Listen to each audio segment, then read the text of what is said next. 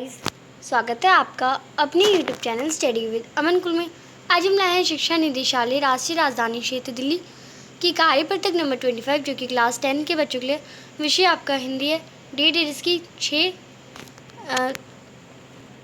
सितंबर 2021। आप अपना नाम और अपनी कक्षा अध्यापक का नाम लिखेंगे। प्यारे बच्चों, आइए एक अपठित गद्यांश का अभ्यास करते हैं। तो यहाँ पे आपको ऐसा गद्यांश दे रखा है जो आपने कभी नहीं पढ़ा हो, उसको आपको पढ़ना है और उसी से रिलेटेड कुछ क्वेश्चन है, उनके आंसर करने हैं। आत्मविस्तार का मतलब है हमारे पास जो कुछ अच्छा है उसे प्रकृति में बांटे।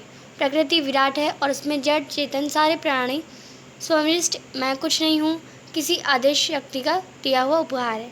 प्रकृति ने हमारे लिए सारे संसाधन जुटाए हैं। प्रकृति स्वयं हमें उपहार के रूप में ग्रहण एवं स्वीकार करती है। हमें ये भली बात ही समझना चाहिए कि अगर हम उसके लिए उपहार नहीं होते तो प्रकृति हमारे पालन पोषण सुरक्षा संवर्धन के लिए इतने संसाधन नहीं जुटाती। प्रकृति हमारी हर सुख सुविधा का ध्यान रखती है। प्रकृति के लिए हम में से कोई छोटा बड़ा ही नहीं है। वह सब पर संभाव से स्नेह वर्षा करती है। ये सब कुछ निःशुल्क है। ये कभी हम निस्वार्थ भाव से किसी की सेवा सहायता के लिए प्रस्तुत होते हैं। प्रस्तुत होने की बात तो दूर, इन चीज़ों पर हमारा कभी ध्यान ही नहीं रहता।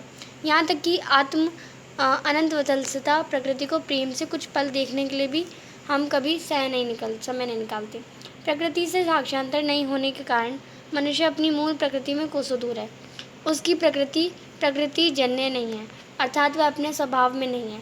हमें भी प्रकृति को उपहार के रूप में ही स्वीकार करना चाहिए। तो यहाँ पे आपको प्रकृति के बारे में बता रहा कि अगर आप किसी को अपना सब कुछ बांटते हैं देन उसे आत्मविस्तार कहते हैं। यानी हमें जैसे प्रकृति हमें इतना कुछ देती है, हमें प्रकृति को देना चाहिए, हमें उसकी देखभाल करनी चाहिए और पेड़ पौधों का नष्ट नहीं करना चाहिए। तो ये आपको बताया था। अब इसी से रिलेटेड कुछ क्वेश्चन है। गद्यांश को पढ़कर निम्नलिखित प्रश्नों के उत्तर दीजिए। प्रकृति हमारे पालन पोषण सुरक्षा और संवर्धन के लिए साधन क्यों जुटाती है? क्योंकि यह उसका कार्य है। क्योंकि प्रकृति स्वयं हमें उपहार के रूप में ग्रहण और स्वीकार करती है। क्योंकि ऐसा करना उसकी मजबूरी है, या इनमें से कोई नहीं। तो आपका जो ऑप्शन है वो करेक्ट हो जाएगा, क्योंकि प्रकृति स्वयं हमें उपहार के रूप में ग्रहण और स्वीकार करती है। तो ये आपका फर्स्ट क्वेश्चन हो जाएगा। सेकेंड है, प्रकृति में दो प्रकार के प्राणी कौन कौन से हैं? तो कौन कौन से हैं? जीवित या मित्र, सुखी और दुखी, आस्तिक और नास्तिक, या जड़ और चेतन। तो प्रकृति के दो प्रकार के जो प्राणी हैं वो हैं जड़ और चेतन। तो आप इसमें जड़ और चेतन कर लेंगे। थर्ड है, प्रकृति में हमें क्या सीखना चाहिए? तो क्या सीखना चाहिए? निस्वार्थ सेवा हेतु तत्पर रहना, किसी को कुछ भी ना देना, सदा अपनी सुख सुविधाओं के बारे में सोचना, या स्वार्थ पूर्ति में लगे रहना, या स्वार्थ के बारे में लगाना है।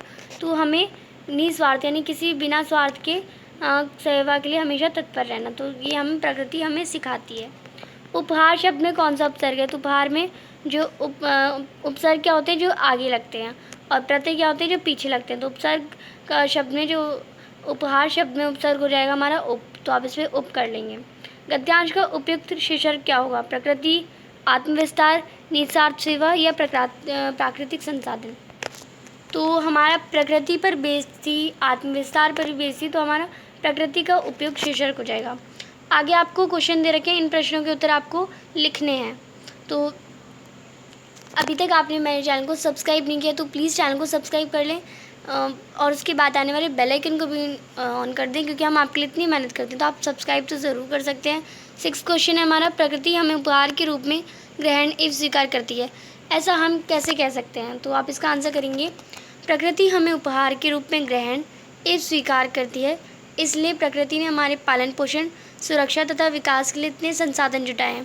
प्रकृति हमारी हर सुख सुविधा का ध्यान रखती है। प्रश्न नंबर 7 है, प्रकृति के प्रति हमारा भाव कैसा होना चाहिए एवं वह भाव हमें कैसे प्रदर्शित कर सकते हैं? अपने मित्रों से चर्चा कर लीजिए। तो प्रकृति के प्रति हमारा स्वभाव मित्रतापूर्वक, सौहार्दपूर्ण तथा प्रकृतिजन्य होना चाहिए। हम प्रकृति को उपहार के रूप में स्वीकार करते हैं तथा पर्यावरण का संरक्षण करके इस भाव को प्रदर्शित कर सकते हैं। प्रश्न नंबर 8 है, गतिविधि। प्रकृति से साक्षांतर के अभाव में हमारी प्रकृति प्रकृतिजन्य नहीं है।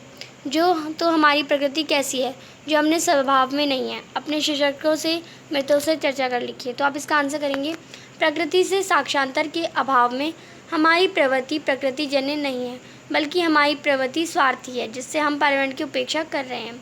तो ये थी आपकी आज की वर्कशीट।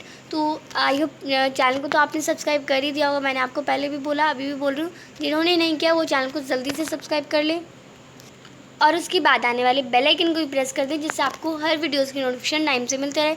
और आपने अभी तक हमारा टेलीग्राम ग्रुप ज्वाइन नहीं किया तो आपसे ज्वाइन कर सकते हैं। कोई भी क्वेश्चन हो, कोई भी कार्य हो, इंस्टाग्राम पे पूछ सकते हैं। ये वीडियो अच्छी लगी तो इसे लाइक और शेयर ज़रूर करिएगा। Thanks for watching video. Bye bye guys.